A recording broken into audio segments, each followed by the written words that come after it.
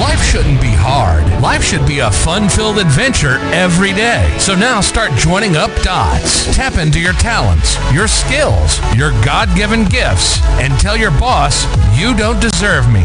I'm out of here. It's time for you to smash that alarm clock and start getting the dream business and life you, well, of course, are dreaming of. Let's join your host, David Ralph, from the back of his garden in the UK, or wherever he might be today, with another jammed-packed episode of the #1 hit podcast, Join Up Dots. Yeah, good morning to you, and welcome to Join Up Dots. Hopefully you, your family, your health, your motivation, your mindset is all good and positive. And if it's not, if it's feeling a bit slumpy, if you feel, I can't even be bothered to listen to this podcast episode, hopefully by the end of it, you're going to be thinking, I'm going to get a pad and pen out and I'm going to start looking at things a different way, because that's just what happened to the people who I'm going to talk about on this podcast episode, who attended one of our business sessions a few months ago again, and have dropped us a line. I emailed them and said, could you tell us how you're getting on? And they were polite enough to send us feedback. If you've attended any of the business sessions and, without us chasing you up and asking you how you're getting on, just drop us a line. We really love to hear from you, and it really makes us realize that our work is working. Simple as that. So without further ado, as we always do, I think it's time for a trumpet. Should we have a fanfare? Yeah, these guys deserve it. They really do. And first one is from Sophia in Palermo, Buenos Aires, Argentina. Hi, David. I attended your business startup session a few months ago, and it truly helped me clarify my path. Before that, I was feeling a bit lost, unsure of what business would be a good fit for me or the city I live in. But thanks to your session, I think I've now found my direction. I live in Palermo, which is a trendy, artsy part of Buenos Aires, and it's packed with independent cafes, boutiques and galleries. But there's one thing I noticed: there's a growing number of digital nomads, but not enough co-working spaces that focus on community building. So I've come up with the idea to launch Nomad's Nest, a boutique co-working space where remote workers can not only work, but also socialise, attend workshops and network with local entrepreneurs. Okay, so it's more like a hub. It's not just like a laptop or something on a desk that you go in and you just do your work. You're actually getting them to really understand the community and build their network. And maybe they won't be digital nomads anymore. They will go, bloody love it here. I might as well stay here for a period of time. Sophia says, I started by surveying digital nomads and freelancers in the area to understand their needs. And after gathering feedback, I've developed a plan to combine great workspace features, fast Wi-Fi, comfy chairs, private meeting rooms, with community activities like weekly networking events, skill sharing workshops, local city tours for newcomers, or even fun things like Frisbee in the evening.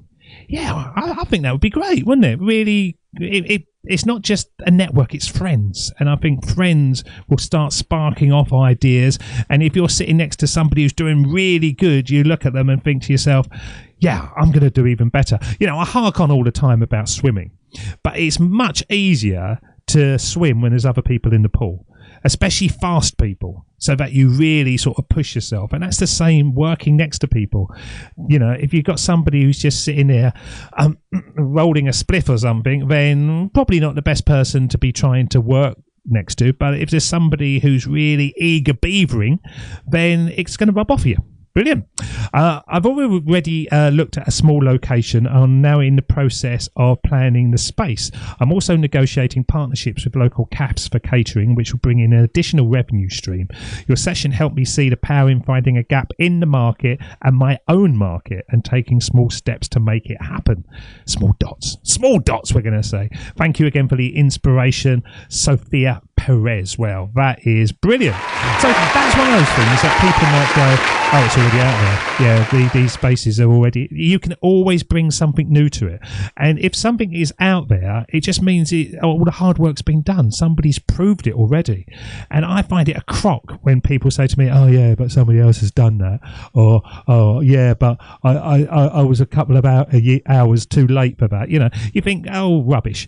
Just crack on, do it better than that person, and then take their business, and you will win. You will win the game. Just like Ravi Kumar from Jayanagar, Bangalore, India. So Ravi was with us and says, hi, David. I can't thank you enough for the inspiration I gained from your business startup session. I've always wanted to start a business, but I wasn't sure how to identify a need in my local community. After your session, I took your advice and started observing my surroundings even more closely. I live in Jayanagar, a bustling residential area in Bangalore that's home to many elderly people who live alone or have families that are too busy to care for them during the day.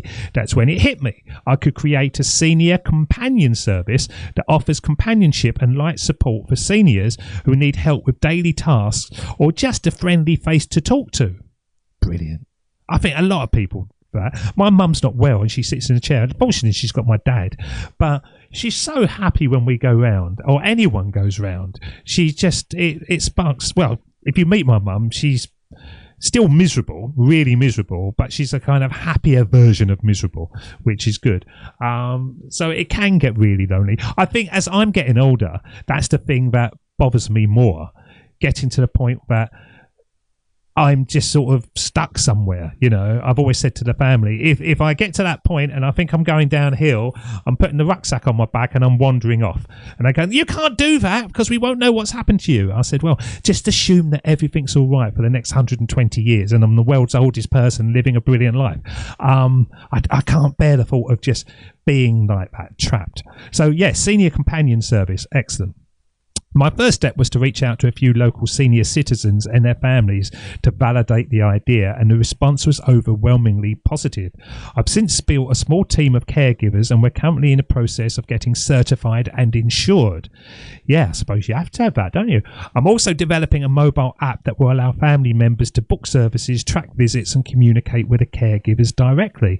This journey feels a lot more achievable now that I've broken down my big idea into smaller dots. The confidence I gain from your session is pushing me forward every day. Thank you for giving me the tools to make this happen, Ravi.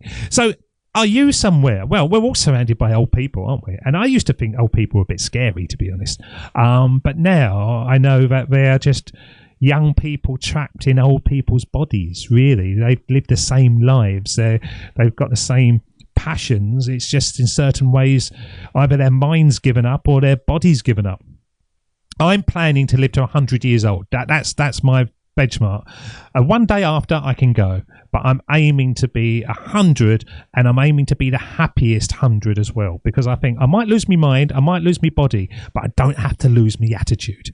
And I think that's the key thing to staying fit and healthy, wanting to be better, wanting to feel happy, and wanting to just be the best version of yourself, as we said in the podcast the other day. So Ravi, really well done, brilliant on that. Emily from Fremantle. She says, hi, David. Sorry I hadn't responded, but I've wanted to take a moment to thank you for your insightful business startup sessions for a while. I walked away from it feeling motivated and with a clearer perspective on how to start my own business. I live in Fremantle, which is a historic port town in Perth, Australia. I know, I've been there. Been there a couple of times. Really, really windy down there. Just down by the cricket ground, I think. That's known for its arts, culture and festivals. Over the past few years, I noticed that local artisans and small businesses were struggling to get their products in front of customers, especially after the pandemic slowed foot traffic to the usual markets and shops. That's when I came up with the idea for Fremantle Collective, a marketplace that features rotating pop-up stalls for local artists, designers and makers. I'm still in the planning stage, but I've looked at location in a high traffic part of the town, and I'm currently working on designing a modular space where artists can rent short-term stalls. I'm also collaborating with local event organisers to plan weekend markets that will feature live music, food trucks and workshops. I've already received positive responses from a few local artists and the council, who are eager to sign up for the first event. It's been exciting to see my idea start coming to life, and your session encouraged me to look at the needs of my community and find a way to bring people together. I can't wait to launch this later in the year. Emily. Brilliant. I love it that you're helping and you're putting things back into the community. One of the things I've always wanted to do with Join Up Dots is a regional hub, and I started a few years ago and it didn't really get off the ground. I should get it back going, but I started creating Facebook groups of local areas of counties, and people would join up and hopefully inspire each other. But I found that it was still me trying to get people going. People would sign up and then not do anything at all. I thought that they would connect and then start saying, hello, whereabouts are you? And let's meet up and all that kind of stuff. But it was really difficult to get it going. But it's still a great thing to do, trying to put stuff back into community. As Peter van Dijk from Utrecht in Netherlands, he says, hi, David. I'm now in the process of Albert to share my progress with you after attending your session a few months ago. It was exactly what I needed to kickstart my entrepreneurial journey. I live in Utrecht, I hope that's how you say it, a picturesque university-filled city. While walking through the city centre one day, I realised that there was a gap in the market for eco-friendly alternatives to single-use plastic in cafes and restaurants. That's when I come up with the idea for EcoCycle Solutions, a business that offers sustainable reusable packaging for takeout food and drinks. Yeah, if you go to McDonald's, you only walk about 3 feet and you've got about 10 boxes, haven't you? It's a ridiculous amount of rubbish that McDonald's make. The idea started to take shape after I conducted some market research. I spoke with a local cafe owners and discovered that many were open to switching to eco-friendly options but didn't know where to start or found the current solutions too expensive. I'm now in the process of partnering with local suppliers to create a cost-effective reusable packaging system, starting with biodegradable takeout containers and reusable cups. There's got to be a lot of that. I'm just thinking in my local area, you go to the Indian, you get all these kind of little cardboard boxes with metal lids on.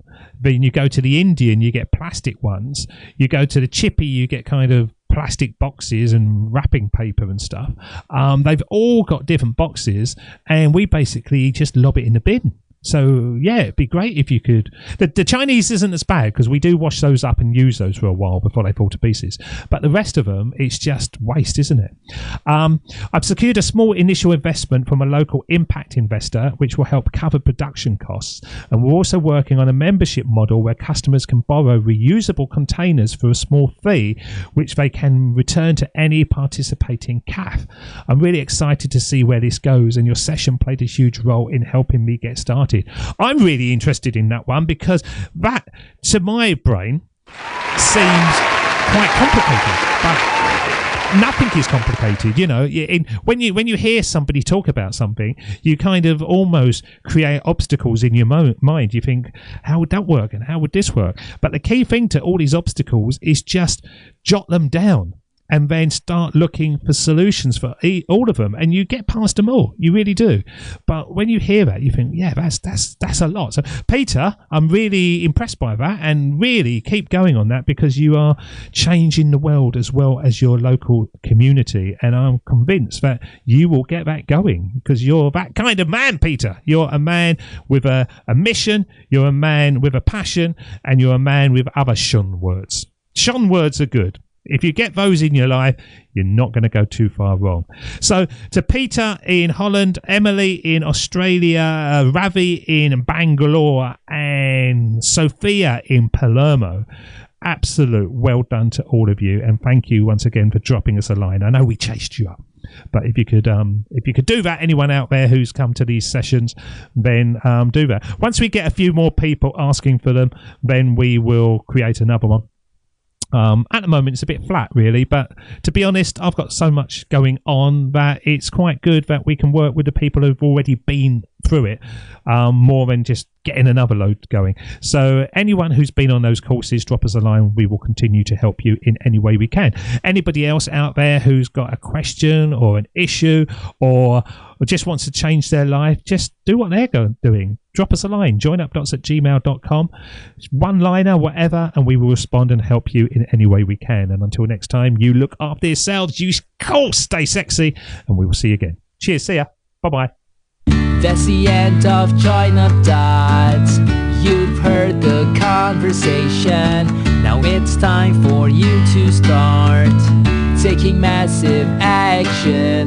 Create your future, create your life. It's the only life you've got. We'll be back again real soon. Join Up Dots, Join Up Dots, Join Up Dots, Join Up Dots. Join up, join up.